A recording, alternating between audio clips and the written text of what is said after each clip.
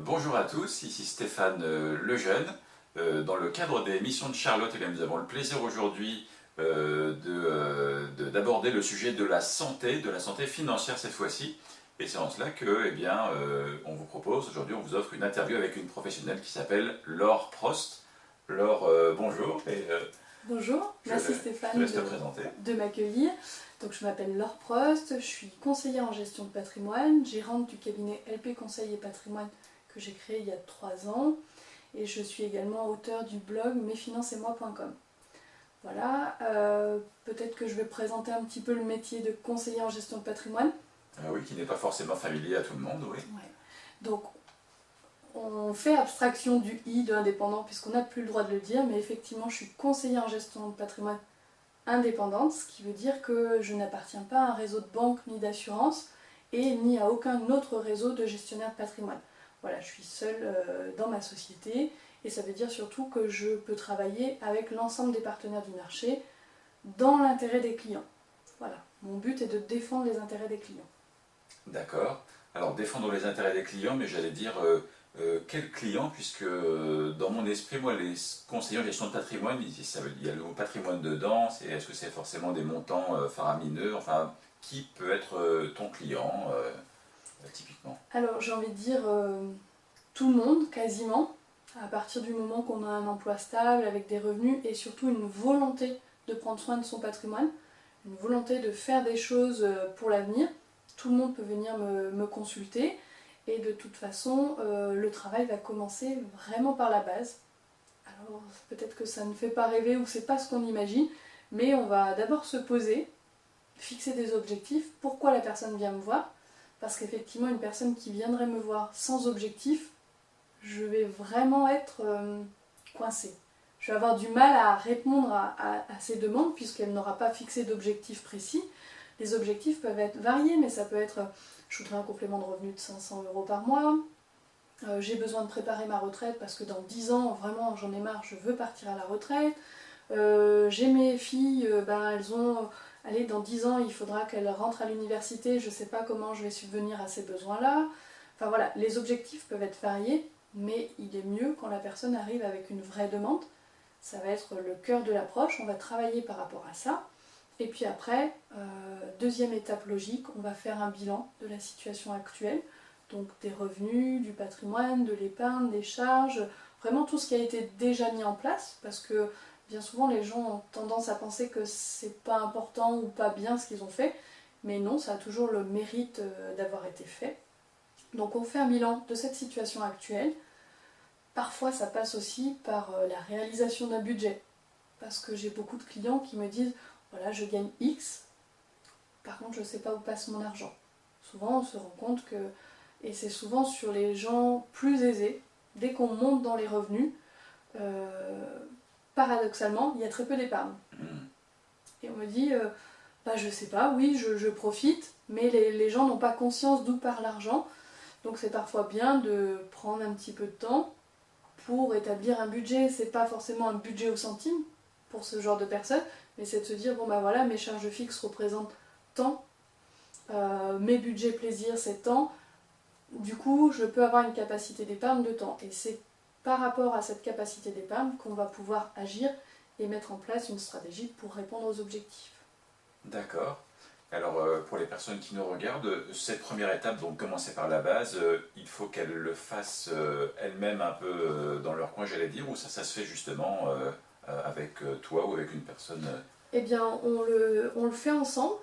Alors, la seule chose que je vais demander aux personnes avant de venir me voir, c'est réfléchir pourquoi elles veulent venir me voir. Fixation des objectifs, on passe pas par là et en principe on rentre pas comme ça dans un cabinet de gestion de patrimoine, mais d'avoir une démarche, une idée, une préoccupation, et on va travailler à partir de ça, et après on fait vraiment toute cette étude, ce bilan, on le fait ensemble, bien sûr. D'accord. Donc, et puis ce que j'en retiens, c'est que ça s'adresse justement donc, au plus grand nombre et pas forcément justement, j'allais dire schématiquement, à ceux qui payent l'impôt sur la fortune, l'ISF, qui pour eux, j'allais dire, c'est presque indispensable, mais voilà, c'est pas... Bien sûr, c'est indispensable, je pense, pour les gros patrimoines, mais j'ai envie de dire, c'est accessible à tout le monde. En tout cas, c'est le message que je veux donner. Souvent, depuis que j'ai créé ma société, on me dit oui, ah bah, tu travailles dans la gestion de patrimoine, c'est pour les riches. Eh bien non, je veux défendre que c'est pour tout le monde. Tout le monde a besoin de financer sa retraite, tout le monde doit financer les études de ses enfants, tout le monde a envie d'avoir son propre chez-soi. Donc voilà, c'est adapté à tout le monde et ça a encore plus de sens justement sur les patrimoines qui ne sont pas à l'ISF parce que vraiment ce qu'on va mettre en place, ça va changer la donne. D'accord. Et d'ailleurs, alors tu parles d'anticiper sa retraite, c'est un point saillant, les études. Toi, est-ce que tu vois des clients venir à toi qui justement, enfin je veux dire, quelles proportions ont déjà un peu posé les choses pour anticiper et quelles proportions n'ont pas encore vraiment justement anticipé les choses alors que ça devient une nécessité comme on le voit aujourd'hui tous les jours? Alors, la retraite, je pense que tout le monde est au courant qu'il n'y aura globalement pas de retraite et que c'est un point vraiment problématique dans notre société. Par contre, sans exagérer mes propos, 90% des gens n'ont rien fait pour leur retraite. 90%, donc on parle de proportion là. Ouais, c'est vraiment impressionnant. La plupart des gens qui viennent ont des fois commencé à réfléchir, à faire un petit bout d'assurance vie, un petit bout de PEL, mais ils n'ont pas compris ce qu'ils ont fait, et c'est souvent le banquier qui leur a dit qu'il fallait faire ça. Mais sans vraie stratégie, retraite, non, la plupart n'ont rien mis en place. Les personnes qui ont mis quelque chose en place, c'est parfois, et je dis vraiment parfois, les chefs d'entreprise, où ils auront commencé à mettre en place des placements par rapport à leur entreprise. Mais sinon, pour moi, le sujet de la retraite est aujourd'hui encore très très mal traité. Bon, bah écoutez, ce qui est peut-être à la fois une bonne et une mauvaise nouvelle, là, encore une fois pour vous, c'est qu'il y a des actions peut-être simples à mener, et puis bah voilà, il faut commencer à s'y intéresser. Et donc une fois qu'on a commencé à poser les bases, donc avec les objectifs, le bilan et le budget, donc quelle est l'étape suivante, j'allais dire, pour avoir justement... Eh bien, l'étape suivante, justement, c'est de mettre en place une vraie stratégie. La stratégie, elle doit prendre pas mal de choses en compte. Déjà, la situation actuelle. Si je suis au chômage, je ne vais pas avoir la même stratégie que si je suis gérant de plusieurs entreprises à succès. Donc, on prend en compte la situation actuelle. De même que si j'ai encore 3 enfants à charge, je ne vais pas fonctionner de la même manière que si j'ai pas d'enfants. Donc voilà, on prend vraiment ça en compte. Après, on se détermine donc, par rapport à nos objectifs, mais aussi les objectifs dans le temps. C'est-à-dire je vais souvent proposer une stratégie à échelle, avec des solutions à court terme, à moyen terme et à long terme. Comme ça permet de faire face à tout ce qui peut arriver au quotidien, que ce soit des événements heureux ou des accidents de la vie. Préparer son patrimoine, ça ne doit pas être une source de soucis. Et ça ne doit surtout pas bloquer les projets du quotidien. J'ai quelques clients quand même qui sont vraiment orientés retraite, transmission de patrimoine, mais qui en oublient de vivre au quotidien. Et ça, c'est pas possible. Voilà, c'est vraiment pas le but. Le but, c'est de préparer sereinement l'avenir, mais de profiter quand même aujourd'hui. Et voilà, moi, le créneau auquel je crois beaucoup, enfin vraiment ma conviction, c'est de se dire de mettre l'argent au service de ses projets. Voilà, c'est bien d'épargner, c'est bien d'investir, mais il faut que ça ait du sens pour vous et que ça soit cohérent avec ce que vous voulez vivre. D'accord, que ça ne devienne pas un sacrifice donc pour vivre, pour soi-même. Exactement. D'accord. Alors il y a un adage bien connu également qui dit qu'il ne faut pas mettre tous ses œufs dans le même panier. Qu'est-ce que tu pourrais nous dire à ce propos, encore une fois au niveau de la santé financière, des différents placements ou stratégies qu'on peut mettre en place? Effectivement, je crois que une des clés de réussite de la stratégie, c'est de diversifier. On est dans un changement économique, financier important. Il y a beaucoup de choses qui se jouent, qui changent. Les marchés évoluent, les façons de fonctionner, les façons de vivre, d'épargner, d'investir changent. Certains parlent d'une crise financière qui arrivera plus ou moins rapidement. Donc diversifier prend tout son sens. Ça doit être adapté, du coup, toujours avec ce court, moyen, long terme, mais surtout de répartir ses investissements aussi par rapport à son profil de risque. Si on est quelqu'un qui n'aime pas le risque, on ne va pas avoir la même stratégie que quelqu'un qui est un peu plus joueur. Et puis surtout, là où on va prendre du risque, tous les placements où on prend du risque, il faut se dire qu'on doit être en mesure de vivre sans.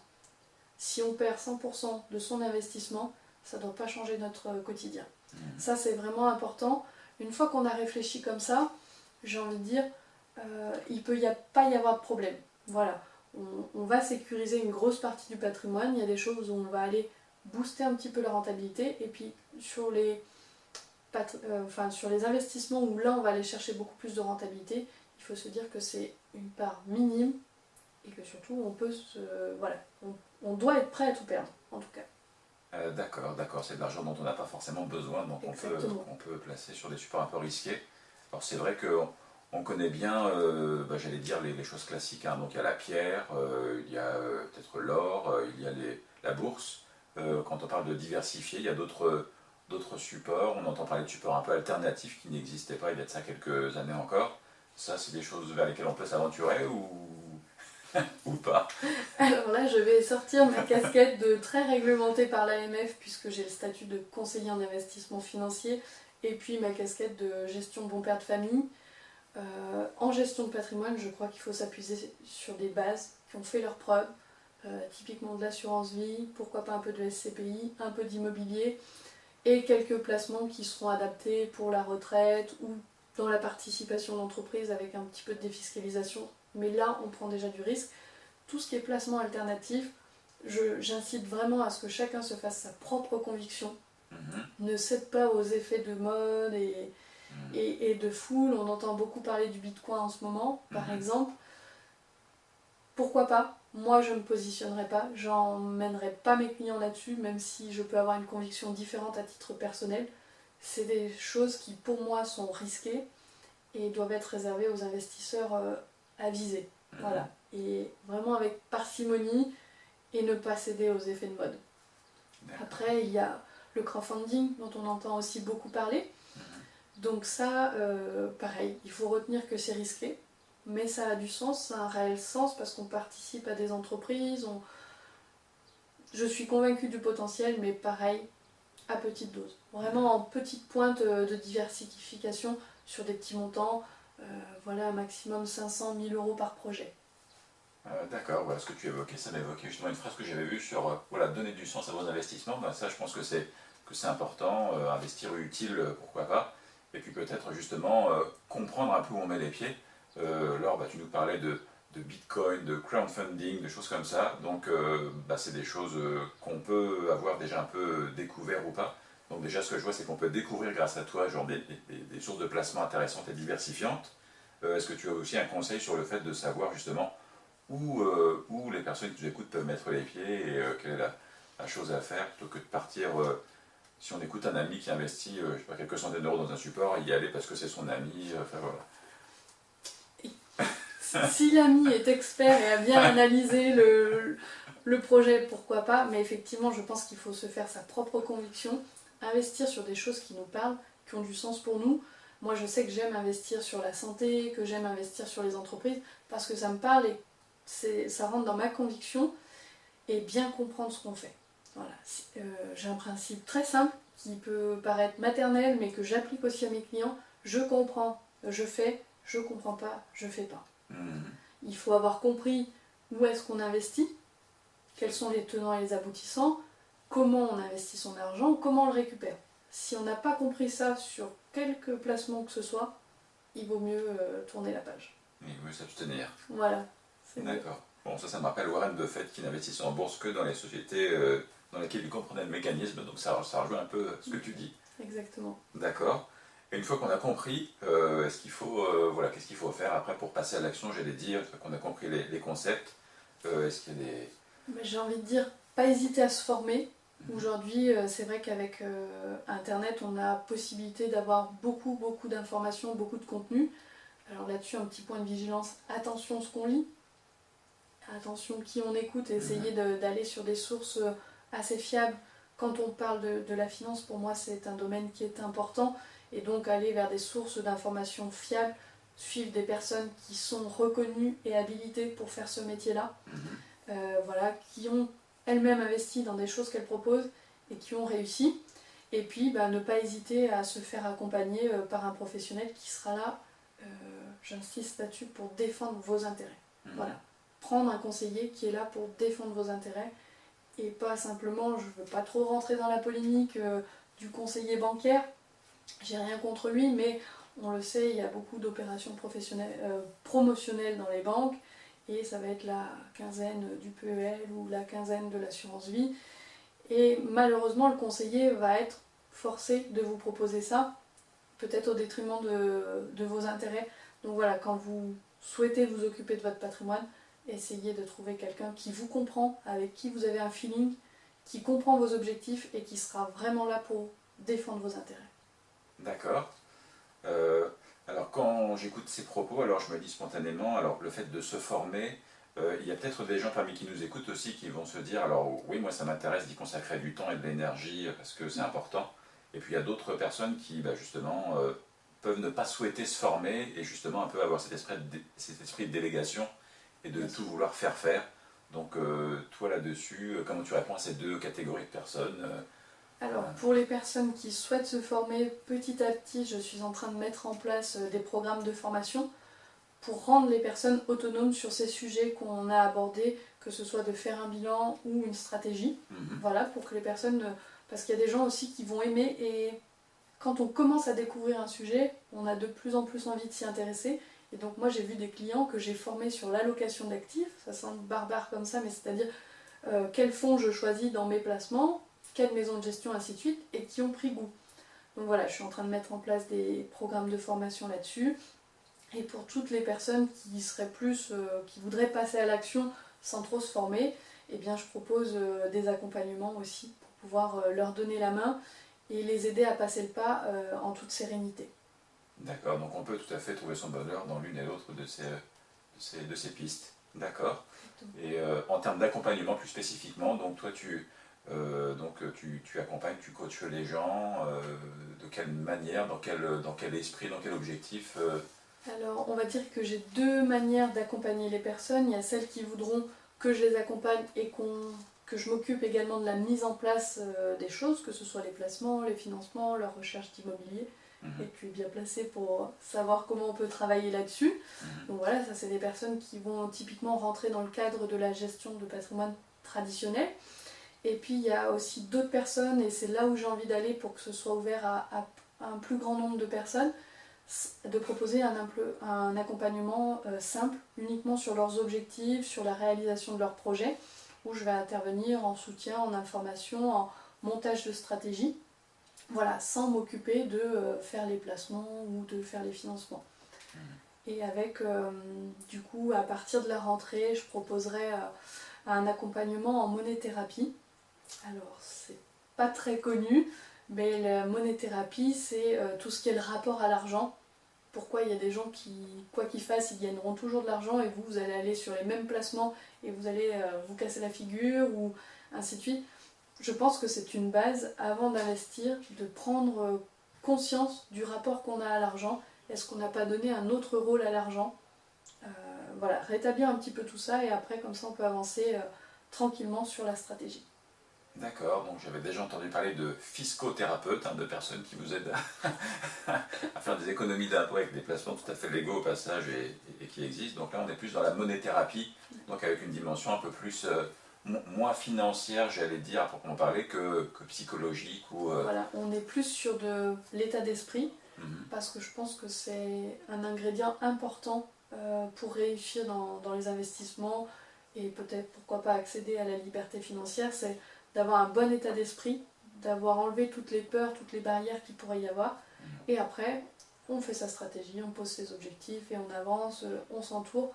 Voilà, et après, il n'y a plus d'obstacles sur le parcours. D'accord.